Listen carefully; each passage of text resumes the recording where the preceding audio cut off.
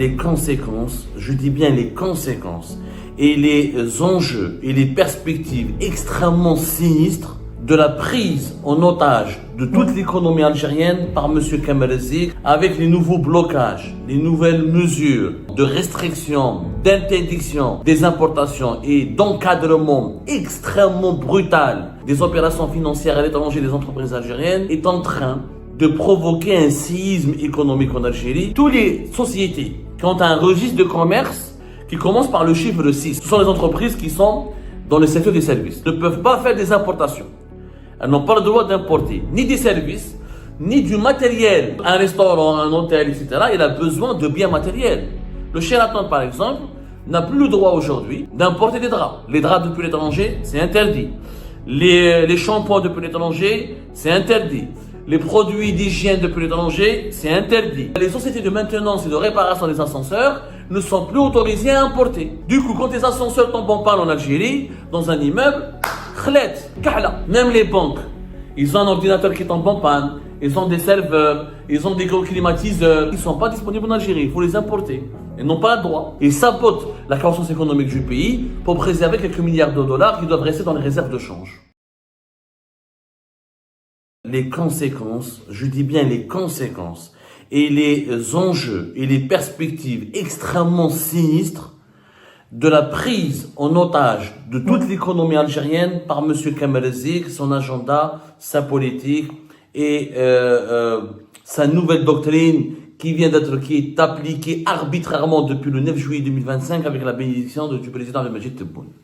Kamel Zik, avec les nouveaux blocages, les nouvelles mesures d'autorisation, de restriction, d'interdiction des importations et d'encadrement extrêmement brutal des opérations financières à l'étranger des entreprises algériennes, est en train de provoquer un séisme économique en Algérie qui pourrait, je dirais bien, aboutir à des faillites, à des paralysies partielles, voire totales des entreprises algériennes, à des licenciements, à des pertes de croissance économique, à un gel des activités de plusieurs milliers d'entreprises algériennes. Je vous donne un exemple concret de ce qui a été décidé récemment lors d'une réunion qui a été tenue discrètement par Kamel Zik et son ministère avec l'ensemble des représentants des banques algériennes. On l'a dit depuis le 9 juillet 2025, on l'a expliqué dans une précédente émission, Kamel Zik a imposé arbitrairement, je dis bien arbitrairement parce que aucun autre membre du gouvernement n'a été consulté, aucun économiste, aucun expert en Algérie n'a été consulté, il n'y a pas eu d'études préalables, il n'y a pas eu d'enquête préalable pour déterminer les conséquences et les enjeux pour l'économie algérienne de cette décision. Les importations de services ont été interdites. Plus d'importations de services, mis à part quelques dérogations qui ont été accordées par M. Kamel Zik et son département aux entreprises algériennes et étrangères qui doivent importer des services. On a expliqué ce que c'est que les importations de services. On a dit que l'Algérie exporte pour l'équivalent de 6 à 7 milliards de dollars d'importation de services. Tous les pays du monde importent des services. Les importations de services, ça existe dans tous les pays du monde. Les services, c'est comme les marchandises. On peut exporter des marchandises, des verres, des trucs matériels, comme on peut exporter et importer des services. Vous avez par exemple le tourisme est un service. Quand les voyageurs algériens partent à l'étranger, ils dépensent leur argent en Tunisie par exemple, l'Algérie exporte des services.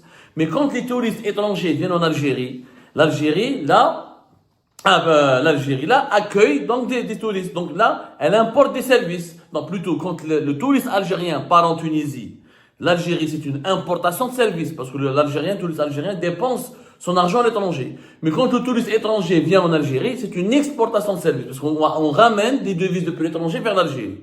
L'hôtellerie, les nouvelles technologies, l'informatique, etc., les centres d'appel, la formation, l'enseignement, les études de marché, il y a la publicité, il y a énormément de prestations de services, les cartes bancaires, les prestations bancaires, le commerce en ligne, il y a énormément de services qui sont importés ou exportés.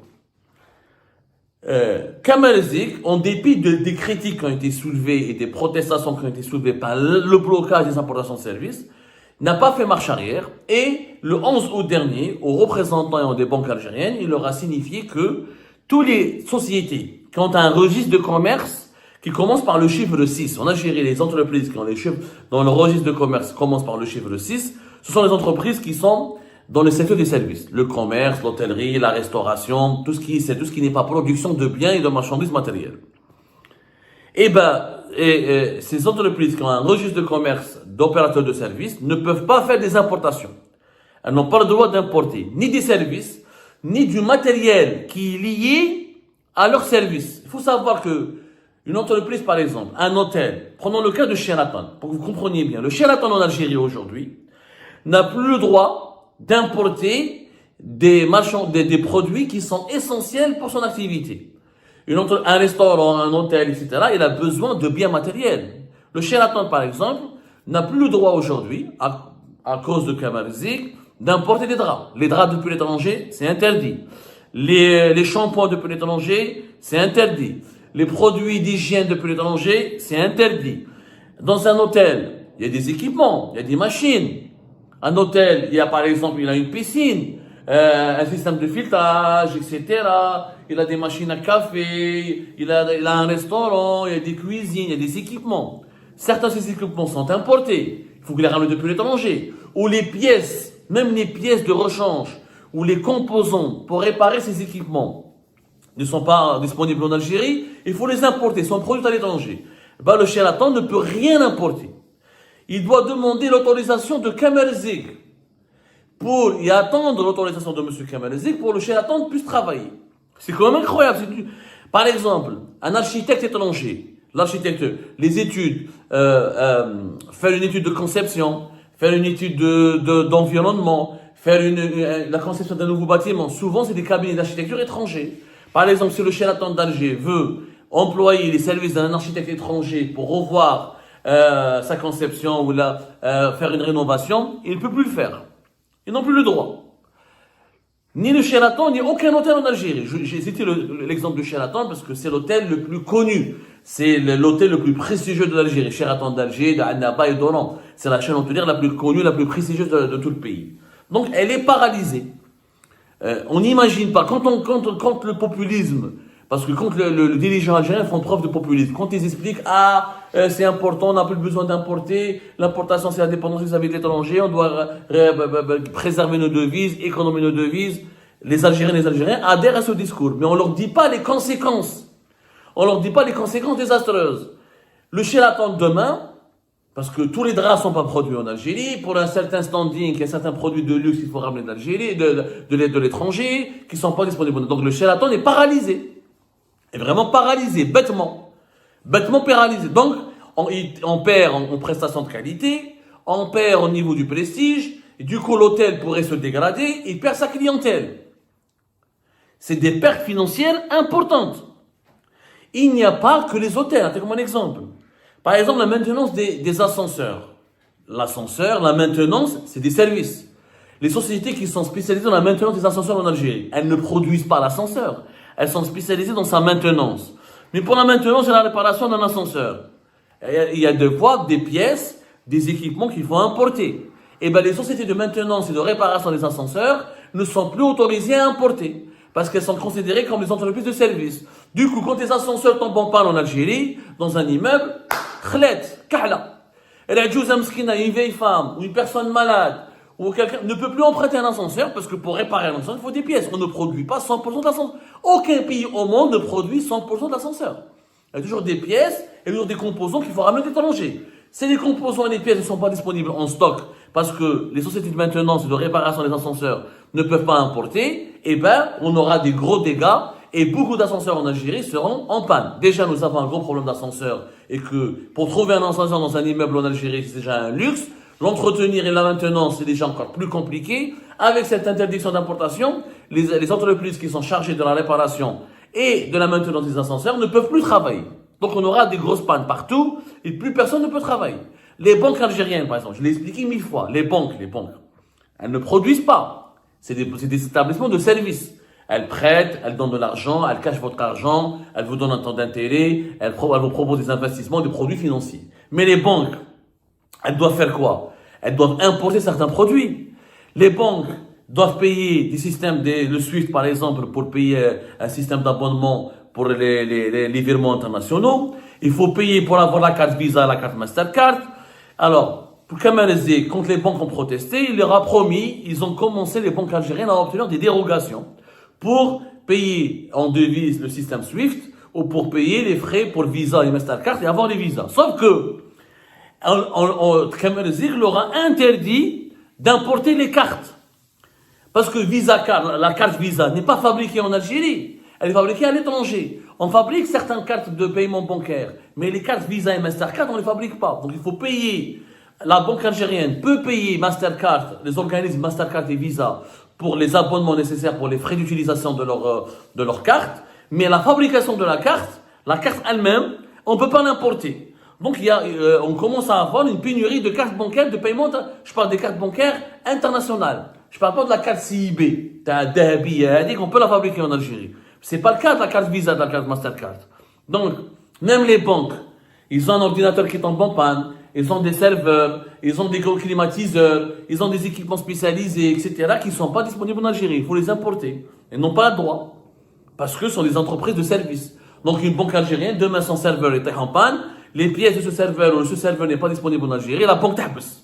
Elle ne peut plus donner l'argent à ses clients, elle ne peut plus encaisser, elle ne peut pas retirer. Toute une banque peut être paralysée. Si la banque elle est paralysée, les Algériens ne pourront pas retirer leur argent, ni récupérer leur argent, ni mettre leur argent. Vous imaginez les conséquences? Et c'est voilà, une panne d'ordinateur, de serveur, une panne Et les exemples sont légion. Les exemples sont légion. Kamel Zik a instauré le communisme. La planification de l'économie. C'est lui qui décide du cas par cas. Il faut le convaincre, il faut attendre que dans le dossier la demande d'autorisation soit reçue, il y a des explications, une rencontre au niveau du ministère du Commerce. Ensuite, Kamel Zik va peut-être accepter, c'est une entreprise algérienne de service, peut importer ou ne pas importer. C'est tout simplement grave. C'est grave, on paralyse le pays. Sheraton, les banques, les ascenseurs. Kamel Zik, il a foutu une pagaille sans précédent. Pourquoi? Parce qu'il fait croire à Abdelmajid Tebboune que de telles mesures vont faire économiser les réserves de change. C'est vrai qu'on va réduire les dépenses en devises. Mais à quel prix? Au prix d'une galère, d'une malvie et d'une misère sociale, puisque les conditions de vie des Algériennes et des Algériens seront sinistrement impactées.